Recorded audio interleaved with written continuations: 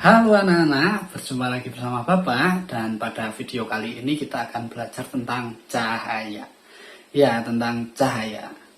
Kalian tahu tidak, kalau kehidupan manusia itu tidak pernah lepas dari yang namanya cahaya.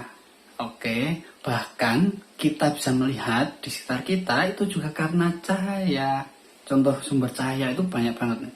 Misal ada matahari, kalian tahu kan, yang menyinari siang hari, bahkan malam hari pun sebenarnya juga menyinari karena dia memantulkan cahaya ke bulan yang kemudian dipantulkan lagi ke bumi gitu loh.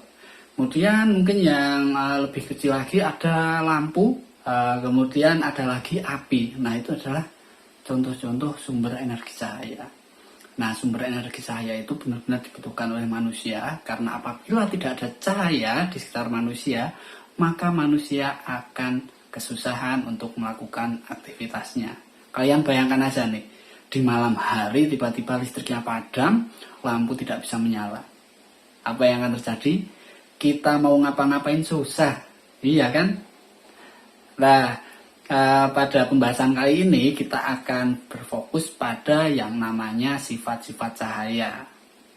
Bapak harap ketika nanti kalian sudah mempelajari tentang sifat-sifat cahaya, kalian akan menyadari atau semakin sadar kehadiran cahaya di sekitar manusia, sehingga kalian pun bisa mensyukuri salah satu anugerah Tuhan yang besar ini.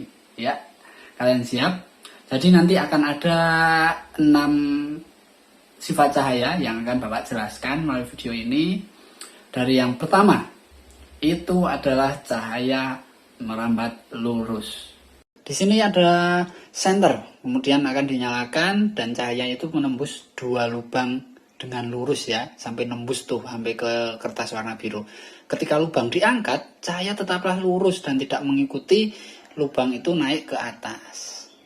Kemudian yang kedua adalah cahaya dapat dipantulkan.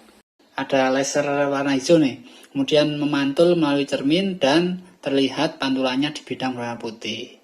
Ketika diganti kertas, ternyata tetap bisa memantul.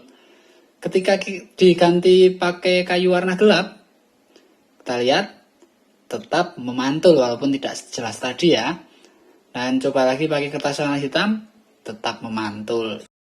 Kemudian yang ketiga, cahaya itu menembus benda bening.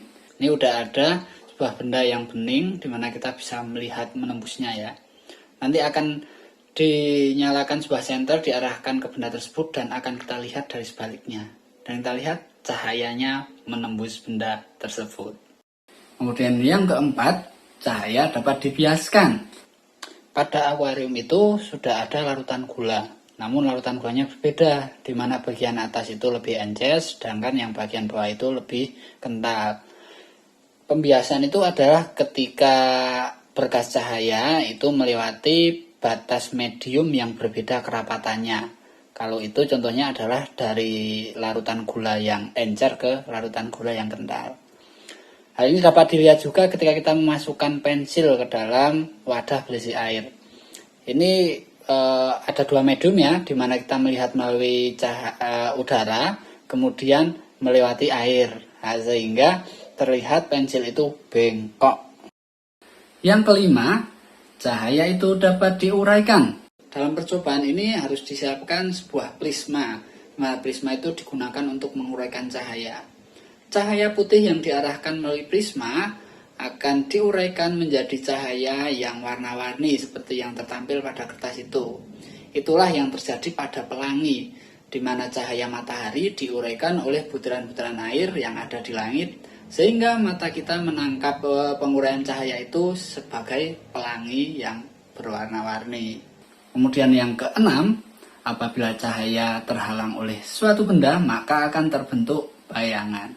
Di sini ditampilkan tangan yang disenteri ya, tapi yang terjadi adalah cahaya dari senter tidak dapat menembus tangan itu, sehingga di belakang tangan muncullah sebuah bayangan, di mana bayangan itu mengikuti bentuk dari benda yang menghalangi cahaya. Di situ tangan dibentuk kelinci, maka bayangan yang tampak berbentuk kelinci juga. Oke, gimana nih? Udah lebih paham tentang sifat-sifat cahaya? Udah ya? Jadi memang kalau di refleksikan, sebenarnya setiap hari itu kita menemui sifat-sifat cahaya tersebut di sekitar kita ya. Nah, seperti itu penjelasan Bapak tentang sifat-sifat cahaya melalui video ini.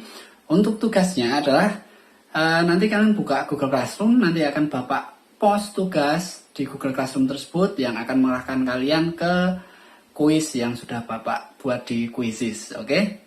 Terima kasih atas perhatiannya. Semoga ilmu ini bermanfaat dan sampai jumpa di video berikutnya.